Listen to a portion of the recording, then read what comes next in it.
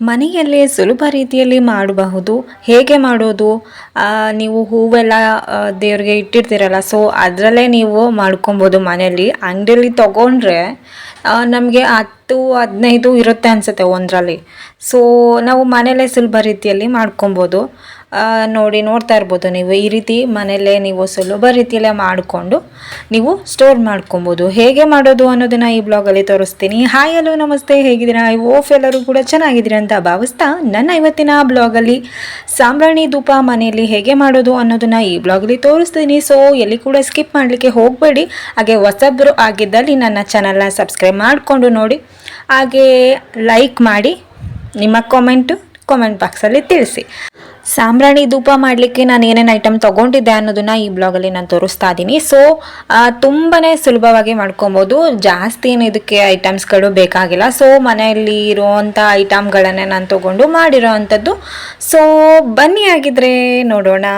So ಇದಕ್ಕೆ ನಾನು ಏನೂ ತೊಗೊಂಡಿಲ್ಲ. ಸೊ ದೇವ್ರಿಗೆ ಇಟ್ಟಿರ್ತೀವಲ್ಲ ಹೂವನ್ನ ನಾನು ಅದನ್ನೆಲ್ಲ ಒಣಗಿಸ್ಬಿಟ್ಟು ನಾನು ಈ ರೀತಿ ನೀಟಾಗೆ ಮಾಡ್ಕೊಂಡಿರೋ ಅಂಥದ್ದು. ಸೊ ನೀವು ನೋಡ್ತಾ ಇದ್ದೀರಲ್ವ, ಬಿಸಿಲಲ್ಲಿ ಚೆನ್ನಾಗಿ ಒಣಗಿಸಿದ್ದೀನಿ.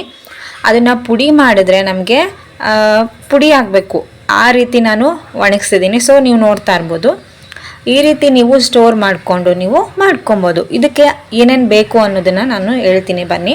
ಸೊ ನಾವು ಅಡುಗೆಗೆ ಹಾಕ್ತೀವಲ್ಲ, ಅಂದರೆ ಪಲಾವು ಎಲೆ ಮತ್ತು ಲವಂಗ, ಅದನ್ನು ನಾನು 1-5-6 ತೊಗೊಂಡಿದ್ದೀನಿ. ನೆಕ್ಸ್ಟು ಇದಕ್ಕೆ ಒಂದು ಸ್ವಲ್ಪ ಸಕ್ಕರೆ ಮತ್ತು ಕೊಬ್ಬರಿನೂ ಸಹ, ಒಣ ಕೊಬ್ಬರಿನ ಪುಡಿ ಮಾಡಿ ನಾನು ಹಾಕ್ಕೊಂಡಿದ್ದೀನಿ. ಹಾಗೆ ನಾವು ಅಂಗಡಿಯಲ್ಲಿ ಸಿಗುತ್ತಲ್ವ, ಸೊ ಇದು 35 ರುಪೀಸ್ ಒಂದು ಪ್ಯಾಕು. ಸಾಂಬ್ರಾಣಿ ಧೂಪ ಅಂತ ಬರುತ್ತಲ್ವ, ಸೊ ಅದನ್ನು ಸಹ ನಾನು ತೊಗೊಂಡಿದ್ದೀನಿ.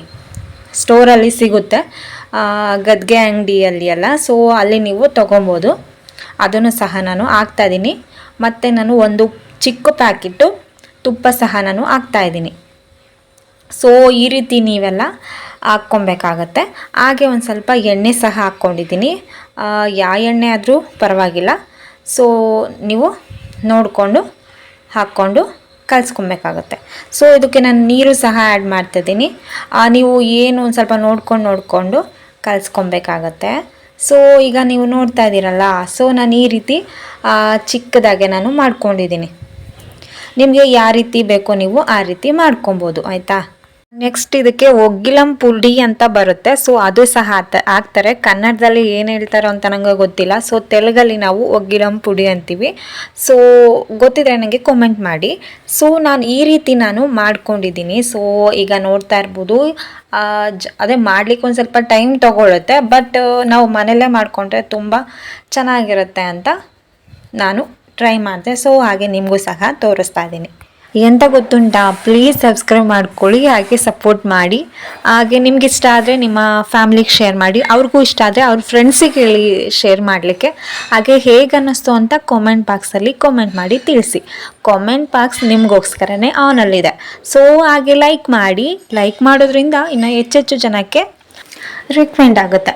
ಸೊ ಈಗ ನೋಡ್ತಾ ಇದ್ದೀರಲ್ಲ, ಸೊ ಈ ರೀತಿ ಬಾಕ್ಸ್ ಇತ್ತು, ನಾನು ಮುಂಚೆ ತಂದಿದ್ದು. ಸೊ ಅದರಲ್ಲೇ ನಾನು ಇದನ್ನು ಹಾಕಿಟ್ಟಿದ್ದೀನಿ. ನೀವು ಯಾವುದ್ರಲ್ಲಿ ಬೇಕಾದರೂ ಬಾಕ್ಸಲ್ಲಿ ಹಾಕ್ಕೊಬೋದು. ನೋಡ್ತಾ ಇರ್ಬೋದು, ಇಷ್ಟು ಪೀಸ್ಗಳು ನಾನು ಮಾಡ್ಕೊಂಡಿರೋ ಅಂಥದ್ದು. ತುಂಬಾ ಚೆನ್ನಾಗಿದೆ. ನಾವು ಮನೇಲಿ ಮಾಡ್ಕೊಳ್ಳೋದ್ರಿಂದ ತುಂಬಾ ಬೆನಿಫಿಟ್ ಇದೆ. ಸೊ ನಾವೇ ಮಾಡ್ಕೊಂಡಿದ್ದು ಅಂತ ಒಂದು ಪ್ರೌಡ್ ಫೀಲ್ ಇರುತ್ತೆ. ಮತ್ತು ಅಂಗಡಿಯಲ್ಲಾದರೆ ಸ್ವಲ್ಪ ಕಮ್ಮಿ ಸಿಗುತ್ತೆ. ಸೊ ನಾವೇ ಮಾಡಿಕೊಂಡ್ರೆ ತುಂಬ ಚೆನ್ನಾಗಿರುತ್ತೆ ಅಂತ.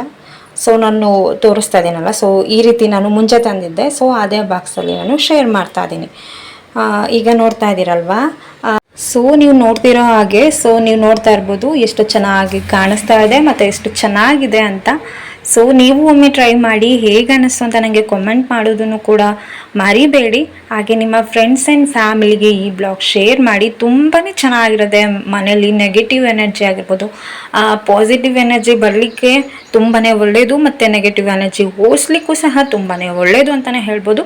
ನಾನು ಏನೇನು ಪದಾರ್ಥ ಹಾಕಿದ್ದೀನಿ, ಸೊ ಅದನ್ನು ನೀವು ಮಿಸ್ ಮಾಡದೆ ಹಾಕಿ. ತುಂಬಾ ಒಳ್ಳೆಯದು.